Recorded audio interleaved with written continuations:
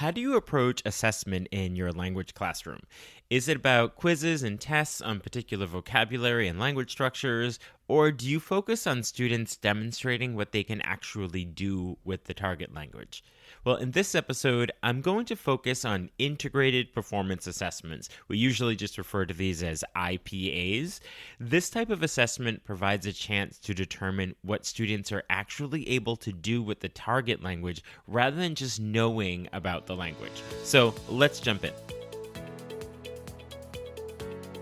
Are you a language teacher looking for some reassurance that what you're doing in the classroom is on the right track? Or maybe you're looking for some ways to teach even more effectively. If you're one or the other or somewhere in between, you've landed in the right place. This is the World Language Classroom Podcast with your host, me, Joshua Cabral. You're about to get tips, tools, and resources so that your students continue to rise in proficiency and communicate with confidence. Let's jump in. Vamos, allons-y. Hello, my friends. Bonjour, mes amis. Hola, mis amigos. Welcome to the World Language Classroom Podcast. I am Joshua Cabral, and thank you for being here and taking the time out of your week to listen to a podcast about language teaching. Yet another thing that you do that makes you an incredible educator. So thank you so much for doing that. So on this episode today, we are going to talk about assessment. This is an important topic when it comes to any kind of education, but it is a bit of a hot topic when it comes to language teaching and language learning because there are different ways of going about assessment. And we're specifically going to look at one of those ways of going about it today, and that is an integrated performance assessment, which is an IPA.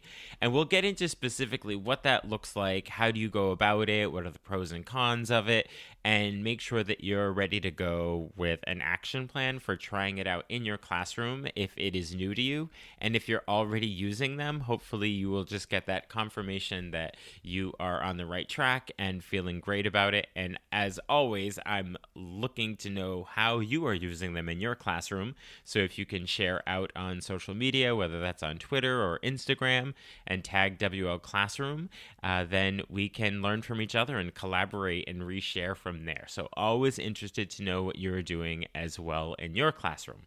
So when it comes to assessment, this is a topic I've taken on a couple of times here on the podcast. And one of the places where I talked about it was when I did my whole series on the book Common Ground by Florencia Henshaw and Hawkins. And in their book Common Ground, when they talked about this idea of assessment, they simplified it, which is what they did with a lot of topics in the book. But they simplified this idea of looking at assessment into 3 questions. So no matter what kind of assessment you're doing, if you ask yourself these 3 questions, then you're going to be on the right track. So the first question to ask is it measurable? Meaning, are there actual concrete outcomes that what you're asking students to do is something that you can concretely see, that they can concretely do, and that you can measure? And then the second question is it appropriate for the level? And that's all about text type and proficiency level. So are you actually creating assessments that are appropriate for the level? And then the third question is it reliable? So is it directly dependent on what they can do with the language? Is it something outside of that? So when it comes to looking at assessment, and we look at Henshaw and Hawkins and what they say in Common Ground, is just bring it down to these 3 simple questions, right? And ask yourself, is it measurable? Is it appropriate for the proficiency level? And is it reliable? And that's a good starting point when we're looking at this idea of assessment, because we want to make sure that our instruction and our assessment are aligned in the classroom, because sometimes the way we teach and the way we assess might not exactly be aligned, because we are moving towards doing these IPAs, these integrated performance assessments, but we also have to somewhat make sure that our instruction, not even somewhat, but our instruction really has to be aligned with that as well. So if we are going to look at updating our assessments, we have to also backwards plan and make sure that our instruction is aligned with that assessment. So we don't want to keep doing things as we've always done them in terms of instruction and then change the assessment because then they're not aligned. It kind of makes sense. I just wanted to make sure that we pointed that out. because we want to make sure that as well-intentioned teachers, if we want to move away from our more legacy approaches of the tests that are based on rules and vocabulary lists, that our actual instruction also moves away from that. And the same thing is if our instruction is moving more towards proficiency, then we want to make sure that our assessments are as well. So it's kind of like a chicken and the egg kind of thing, but we just want to make sure that our assessments and our instruction are in fact aligned. And back on episode 21, I spoke with Catherine Ritz, and we talked about the 5 C's in the language classroom, and we talked about this idea of teachers sometimes trying to retrofit legacy practices into using the 5 C's. And so I keep thinking about that term of retrofitting because I see the same sort of concept here where teachers are embracing proficiency, but sometimes try to retrofit legacy assessment practices. Or sometimes, we're going to embrace more progressive proficiency-based assessment, but then we want to retrofit the way we've always taught into that. So I have certainly found myself in this situation as well. So before looking specifically at these assessments, I just thought it was important to give ourselves that reminder that the assessment and the instruction have to be aligned in order for it to work well. And that's really helpful in terms of backwards planning. Now, the other piece of assessment that came up in one of the episodes, this was back in episode 60 when I spoke to Tim Egan, and we talked about the idea of success criteria, and this has been really helpful in my classroom in terms of looking at assessment as well. And Tim spoke about leading a proficiency-focused language department and using this idea of success criteria. And this is, again, just like Henshaw and Hawkins were able to do with their 3 questions about assessment to make sure it's aligned. This idea of success criteria does the same thing, and it's 4 questions that you ask yourself. And the first one is, what is being learned? And then, why is it being learned? And then the third question is, how will I know it's been learned? And then the fourth question is, what will I do with what I learned? So using this idea of success criteria is going to help us move towards having assessments that are about what students can do with the language and not just what they know about the language. So I wanted to start with just a little bit of background on this idea of assessment. So we had the Henshaw and Hawkins way of looking about it, making sure that things are aligned, right, and that they're reliable. And we also want to make sure that our instruction is aligned with the assessments we're going to give. And then if we use this idea of success criteria, it'll help us to get there, because we always want to end with what will students do with what they learned. And as we look at this idea of an integrated performance assessment, it actually answers that question, what will students do with what they learn? So what is an IPA, an integrated performance assessment? And I'll just refer to it as an IPA going forward because it's pretty long to say. So when we look at an IPA, it is a proficiency-based assessment. And within this type of assessment, there are 3 different parts to it. And the 3 different parts of this IPA are based on the communication modes, the 3 communication modes. So we have the interpretive, the interpersonal, and the presentational. So that is why it's called an integrated performance assessment, because we are integrating the modes. In a more legacy, more traditional ways of going about assessments, they have been separated. There's been something with writing, maybe something a little bit with listening, some reading. But with an IPA, we're actually integrating the interpretive, the interpersonal, and the presentational because they're all on one particular theme or content area. And we want to make sure that that theme that is being used throughout the assessment is aligned with the theme of the unit. And we want to create authentic situations, which means that we want to find authentic resources, culturally embedded resources that we use to have students take this assessment in all 3 of the modes. So I mentioned that there are 3 parts, so let's dive into these 3 different parts. So the first one is interpretive, and this is pretty much the order that typically you would go through with an IPA. You'd start with the interpretive, and that can be either reading or listening. If you have the time and the resources, you could perhaps do both, but you want to start with the interpretive, either reading or listening. And again, this is going to be based on an authentic resource or the theme that has been happening throughout the unit. And what you will see here is that this is not about specific lists of vocabulary or specific grammar topics or themes or structures, but they're going to be embedded in the communication modes. So we start with the interpretive, either reading or listening, and with this, students are going to listen or read an authentic text and then answer information as well in interpretive questions to assess their comprehension. So that's going to be the starting point. Students are going to have to show that they are able to interpret what they are reading or what they are listening to, because then you're going to move on to the other parts, so the other modes. So then we'll move on to the presentational, and this will be either presentational speaking or presentational writing.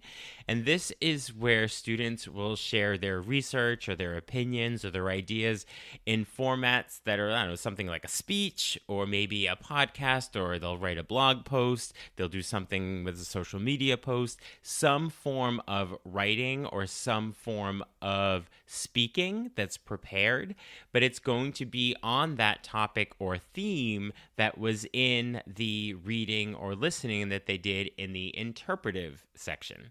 And then the last one will be the interpersonal. So this is the spontaneous speaking. So in this part, students are going to engage in interpersonal oral communication about a particular topic, which is going to be related to the text that they used in the interpretive when they did the first section of the IPA. So you can see here that there are these three parts to this IPA. So you start with your interpretive, which is going to be based on an authentic text where students are reading or listening, and then they're going to show their understanding through some sort of questions for comprehension in that section. Then moving on to presentational speaking or writing, where they are going to, in some way, whether it's opinions, ideas, they're going to either write or speak in a prepared way on that topic from the interpretive. And then the interpersonal, they will take that a step further with spontaneous speaking, which will also be on that topic. So you can see that by the time they get to the end, they have engaged in all three modes of communication in this assessment. They have to use the vocabulary from the unit. They have to engage with the structures that have come throughout the unit on this topic, but it's not being quizzed explicitly or particularly on that list of vocabulary or on a particular grammar topic, but it's all going to be embedded as it goes through. So then what does an IPA actually look like in practice? So the first thing is try not to overcomplicate it. It seems like a bit of a process, but it doesn't have to be overcomplicated. You can try to keep it contained to a few pages, maybe one page, two-sided. It doesn't have to be very long. It can be in print or it can be digital. So it's not this idea of this incredibly long assessment. So you can actually just have it on a page or two digitally or something that you print out. So in terms of what it physically looks like for students, it's not going to be the 6-7 page thing. It can actually be pretty contained to a couple of pages. And then when you're creating an IPA, so what is that going to look like? So the first thing we should do when we're creating this is it should be the very first thing that happens when we're doing a unit, because when we're doing backwards planning, we should start with the assessment. So if you start with the assessment there, then you can make sure that all of your instruction is aligned with that, which is how we started at the beginning. So when you're creating an IPA, start first with your proficiency goal. So is this a novice high class? Is this an intermediate mid class? So if this is an intermediate mid class, and they are able to speak and write in various time frames, then you want to focus on connected sentences, moving up towards paragraphs, multi-clause sentences in the present, some in the past. That's going to be your proficiency level. If they're intermediate low, it's probably going to be in the present time frame, maybe single discrete sentences, maybe some connected sentences. So that would be your proficiency level. If it's at the novice level and it's memorized chunks of language, then that's what we're focusing on. So we want to start with the proficiency level. And then look at can-do statements, whether you've created them for a particular unit or you're using actful, necessful can-do statements. You should choose your can-do statements. So those are going to be things such as I can identify, I can present, I can express, whatever those can-do statements are. So you have your proficiency level and you have your can-do statements. So once you have them, then you want to find some authentic resources. Now, sometimes finding authentic resources that fit exactly into a theme can be a little bit challenging, but just think about different formats that don't limit language, such as maybe print or audio ads, video clips, realia, even in textbooks that are actual authentic materials can be useful. But you want to have some sort of authentic material that the assessment will be based on. And then once you have that authentic material, then you want to create a scenario, something that's authentic and practical to real life. It's age appropriate, meaning that it's something that would be interesting to, say, your group of 14-year-olds or your group of 12-year-olds or your group of 16-year-olds. So you started with your proficiency level, and then you looked at your can-do statements that you want to have for that particular unit, and then you find your authentic resource. And once you have that resource, you want to put a scenario around it. And once you have that scenario and your authentic resource, then you're going to go into creating the tasks. So you want to start with an interpretive task. So is that going to be reading or is that going to be listening? And that's going to depend on what the authentic resource is that you're using for the assessment. And then you want to create your presentational task. And again, you want to decide if that's going to be speaking or writing, which will again be based on whatever the authentic resource is you used for the interpretive section. And then create your interpersonal task, which is going to be spontaneous speaking. That, again, will be related to the theme or the topic in that authentic resource, which would then be mostly the topic for the entire unit. So each section should build on each other through the use of that authentic document. So that's why you want to start with the interpretive, where students are reading or listening and then showing their understanding, because then they're going to use that for the presentational part of the IPA, where they're speaking or writing in a prepared way, and then in the interpersonal with the spontaneous speaking. So follow it in that order. So you don't want to start with the interpersonal because they don't have the text yet that they will be referring to speak about. So do it in the order of interpretive, presentational, and then the interpersonal. So when it comes to the assessment of an IPA, so how do we assess IPAs? So we are actually looking at how well students communicate, and are they using conversation strategies? And we're looking at their comprehension, and we're looking at their use of language in context with vocabulary and structures.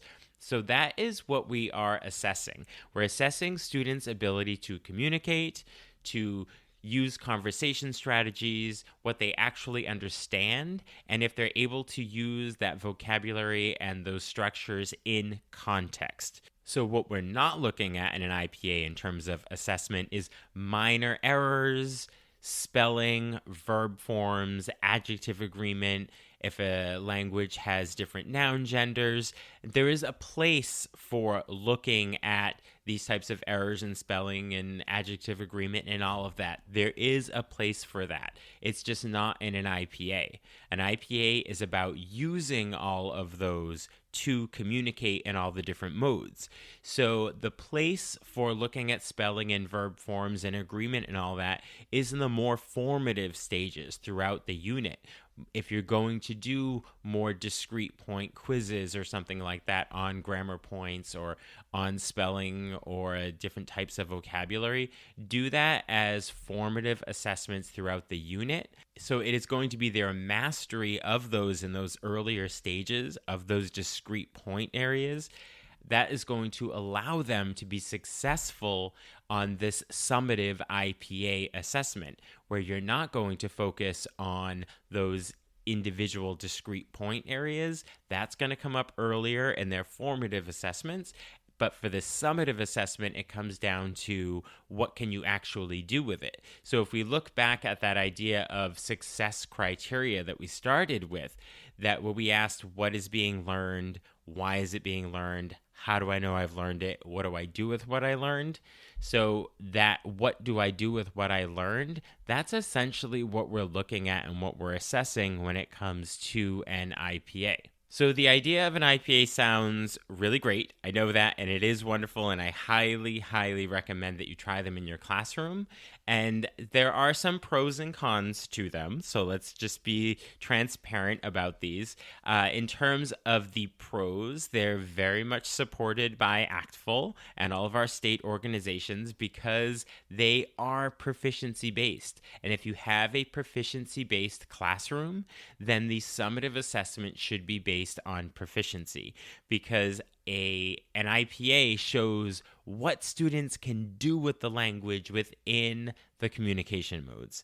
And the other pro about them is they can be used again. You can use the different parts of the assessment for other units. You can use it again next year. So they're not a one and done type of assessment. You can build on them and you can use them from year to year. So that's sort of the pro of them. Now, some of the cons or challenges or drawbacks of an IPA is that they do take time. They take more time to administer in the classroom. They might take 2 days rather than 1 day. And they also take time to put together because we have to look for those different authentic resources. That can be somewhat of a challenge.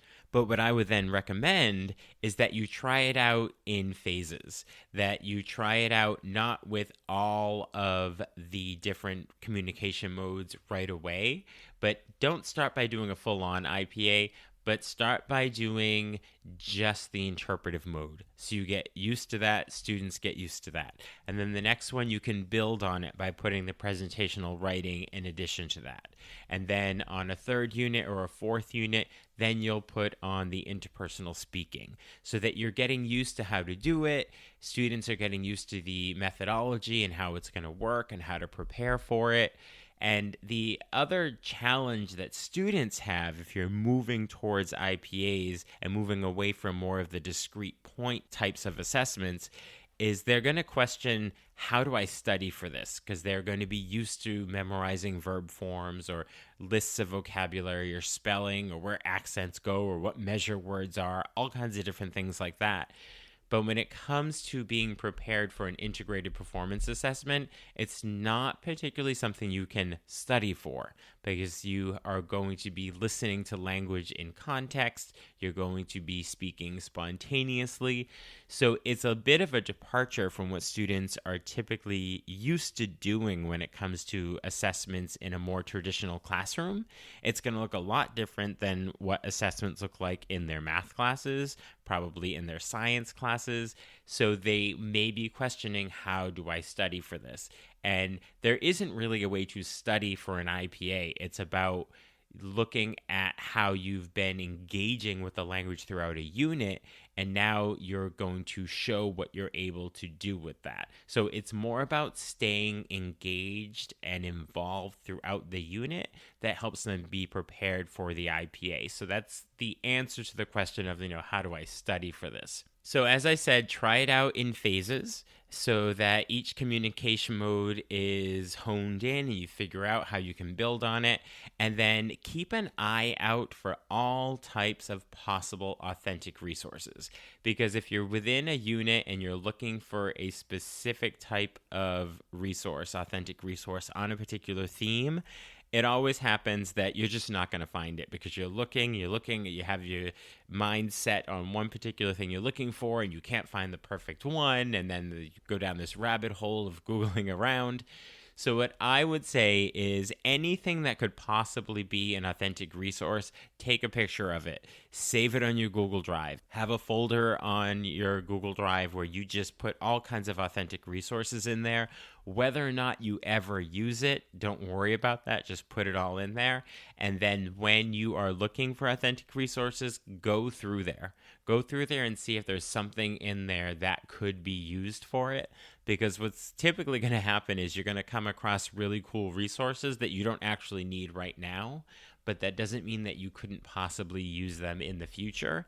And you might even find some authentic resources that are really cool. It might be an ad for something or a movie trailer, and you think, wow, that's great, and I'm going to create an entire unit around that. So sometimes it's all about finding that authentic resource. It just might not be the one you're looking for that particular time.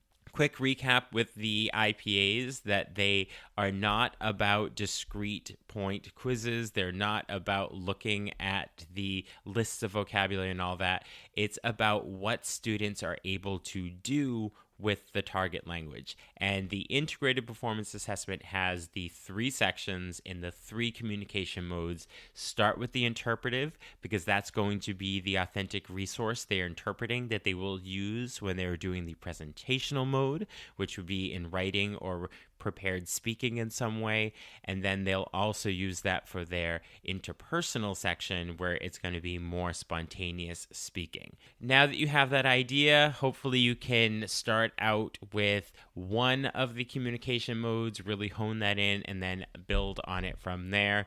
And just make sure that you keep that folder on your Google Drive or pictures on your phone, something like that, of possible authentic resources that you can use as you're going through.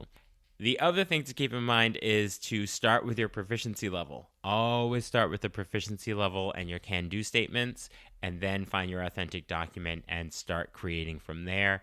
And in backwards planning, it should be the first thing we do when we're planning out a unit. So I hope you have a solid idea of what IPAs are and how you can use them in your classroom. So try it out in stages and build on it from there so that it remains doable and accessible and not overwhelming.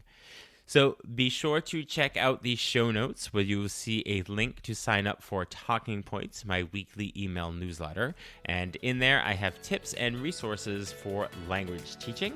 And there's also a link to get in touch with me if you would like to work together, either in person in your school or remotely. Okay, I will talk to you soon. Bye for now. You've been listening to the World Language Classroom podcast. Be sure to follow or subscribe wherever you're listening so you don't miss a single episode. Let's continue the conversation on Twitter, Facebook, or Instagram at WL Classroom. You can also see over 250 blog posts about language teaching at, you guessed it, WLClassroom.com.